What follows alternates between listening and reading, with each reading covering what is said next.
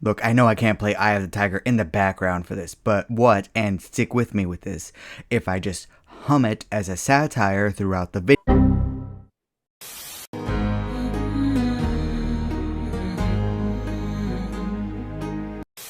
Well, you can't say I didn't try. Greetings, fellow mortals. Just a reminder saying it's just my opinion is for cowards. You gotta love the Rocky movies. What's better than an underdog who never should have made it becoming the greatest of all time? It's a brilliant idea. And for a while they made the series work with 3 really great films and 1 fun movie. Sorry Rocky 4 fans, I love watching it, but come on, it's mostly training montages. But where do you go with the series after all of this? Where Rocky went the distance, where he became the champ, where he lost his way and then found it again, where he defeated the Russian menace and created world peace. I mean, it's obvious that they can't go any bigger than Rocky 4, otherwise he would be boxing aliens, so they had to ground the series. But here's a problem, instead of bringing it back down to earth, they buried it 6 feet under. Lay down. Where you belong. Rocky 5 begins with Rocky and his crew coming back to the US after their stay in Russia. Rocky is obviously having some mental issues and some problems focusing after being punched repeatedly in the face by a Russian who had enough steroids in his body to give a horse a heart attack. But when they return home, they realize that they're having some financial issues. Apparently, Paulie somehow gave power of attorney to their accountant who embezzled all of their money and didn't pay their taxes. Now, here's what Hollywood doesn't understand about accounting and finance is that this wouldn't happen. In no world can Paulie, the brother-in-law, sign over everything to an accountant and the accountant can do whatever he wants without there being any consequences to him or his firm. Accounting insurance is in fact a thing. In fact, Rocky might have made more money from the lawsuits than he would have had to begin with. I get that they wanted Rocky to go back to his roots and be at rock bottom, but this isn't how the world works. But love of storytelling, it's not real. You just gotta go with it. Let me tell you something, friend. If a work of fiction is telling you not to think at all about what's happening, then it has already failed at what it's trying to do. I hate so much about the things that you choose to be. But all of these fake financial issues will be completely solved as long as Rocky can do a few more fights and make some money. Except there's a problem, is that he cannot get medically cleared. And while this does make sense and point at concussion problems well before they became mainstream, it's also not that great for a movie. Specifically, a movie in a film franchise about boxing, where every single one of the films had a boxing match at the end. I mean, what are you going to do for the climax of the story? Oh god. Oh, but we'll get to that. So Rocky is at rock bottom, with no money, no way to fight, and for some reason, no one willing to help him. I mean, it's not like he's the most famous athlete in the world in this universe who prevented World War III through a boxing match. It's not like advertisers, filmmakers, and even the US government would be throwing money at him in order to get his endorsement on anything. At first, we didn't know what to do with all the money. We tried burying it, shredding it, and burning it.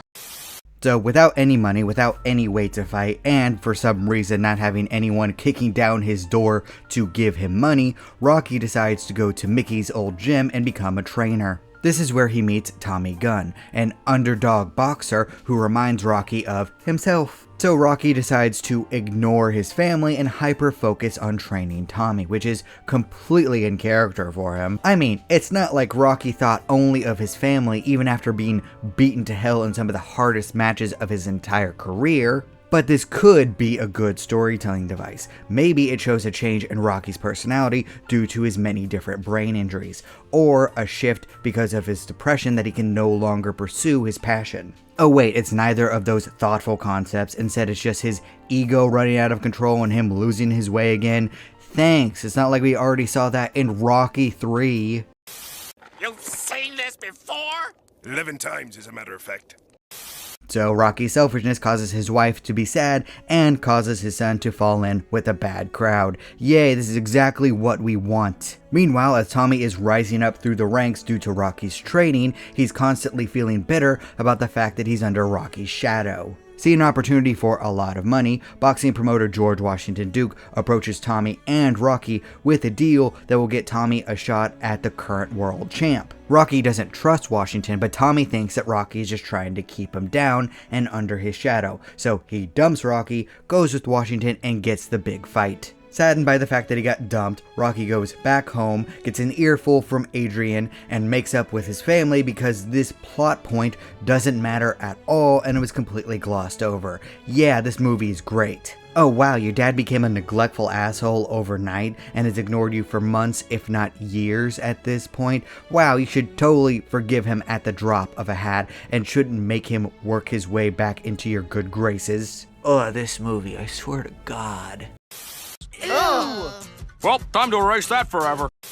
While Rocky's family issues are solved with one single conversation, Tommy wins the world championship. But he's rejected and hated by the fans and journalists alike because 1, he dumped Rocky, and 2, no one ever won the championship from Rocky himself. They go to Rocky in order to goad him into a boxing match, but end up punching Paulie and get into a fistfight instead. All the while, everything is being televised by a camera crew. That's right, instead of at the climax having a boxing match, they're having an illegal street fight that is being televised. And when Rocky is knocked down, visions of Drago, Mickey, and cheers from his family causes him to get up and win the fist fight. And for some reason, Tommy is the only one taken away by the police. Yep, that's the rules of street fight. It's in the law. If you lose a street fight, you go to jail. If you win, you're perfectly fine. They're not going to arrest you at all for causing a disturbance. Also, it's okay to punch the manager in the face because he can't sue you for anything because you don't have any money. Does that make sense? Ladies and gentlemen, I am not making any sense. None of this makes sense. And at the end of the film, Rocky and Rocky's son go to Rocky's statue, and Rocky gives his son the cufflink given to him by Mickey many years ago. And they have their happily ever after, ignoring many different details. One is that Rocky's relationships are completely destroyed now and it would not be completely fixed with a snap of the fingers.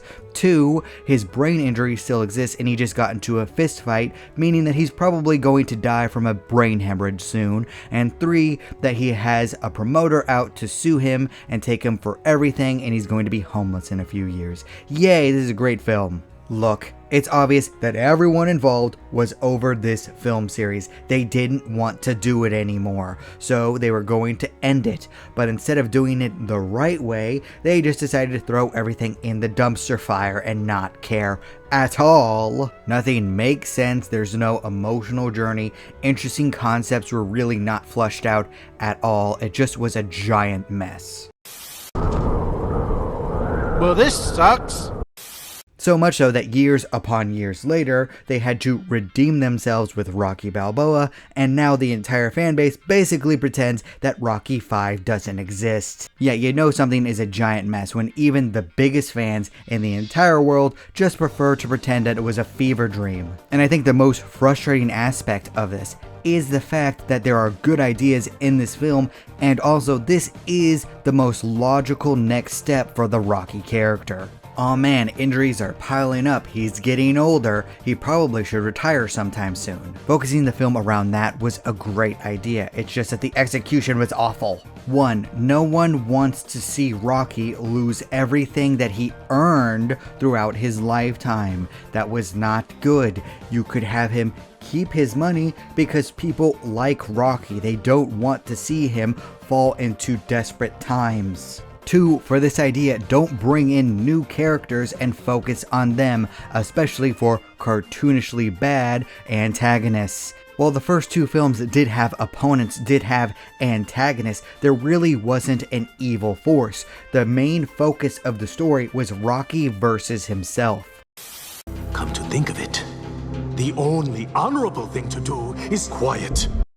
And that leads into 3. Have the entire film dedicated to Rocky's injuries and his decision to retire. Rocky gets home from Russia. He's having these issues. Adrian insists that he gets seen by a doctor. While he is technically cleared, the doctor does advise that he doesn't get into the ring anymore. Receiving more serious injuries could affect his quality of life and his life expectancy overall. Adrian, Paulie, and Rocky Jr. all beg Rocky not to get in the ring anymore because they don't want what happened to Apollo to happen to him. But Rocky is insistent because being a boxer is, in his mind, his whole identity. So most of the film follows the training for his next match against an up-and-comer who is younger, faster, and hungrier than him. All the while, Rocky is trying to maintain his relationship with his family, but they are reluctant because they're hurt by the fact that he's choosing boxing over them. And he argues that everything that they have in life is because of boxing, because of his work in the ring.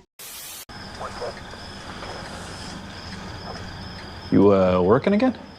No, just sorting some stuff out.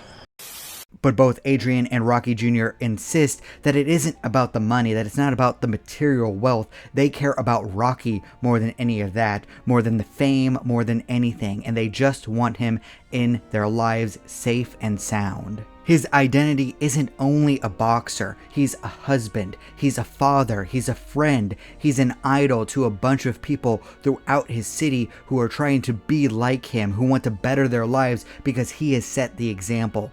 That is who he is, not the boxer. Overwhelmed by the love for him, Rocky does agree to retire, but he can't get out of this match because they're already too close, and pulling out would ruin everything for a bunch of people involved and hurt his fans. So he's going to do this one last fight and then give it up. And so they advertise it as Rocky's retirement fight. During the match, Rocky does very well for the majority of the rounds, but he is eventually knocked down. As he is dragging himself back up to his feet, he looks out to the crowd to see the worried faces of his family. They aren't shouting for him to get up. In fact, they want him to stay down because they don't want to see him hurt anymore.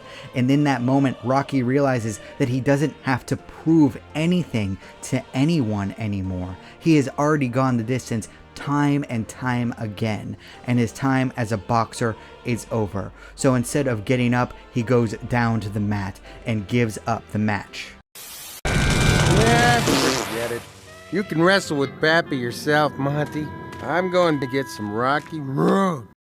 The music swells, the crowd goes wild, the new champ raises his belt, and Rocky slips out of the ring and approaches his family. Rocky Jr. questions why Rocky didn't get up one more time, why he didn't keep fighting when he could have won the fight. But Rocky says that that doesn't matter anymore, because he has decided to stand up for his family instead of for his boxing career. So with his family in his arms, Rocky walks away from the ring and into retirement, knowing that he has gone the distance in every single way that matters in life. This isn't the only way to improve Rocky 5. There are other options, and also it would cause you to tweak Rocky Balboa just a little bit, but still, this is a lot better than what we got. Rocky 5 was definitely intended to be the last film in the series. I don't know if everyone just gave up or someone sabotaged the film, but it was not good at all. So much so that Rocky Balboa had to happen. It was not a choice.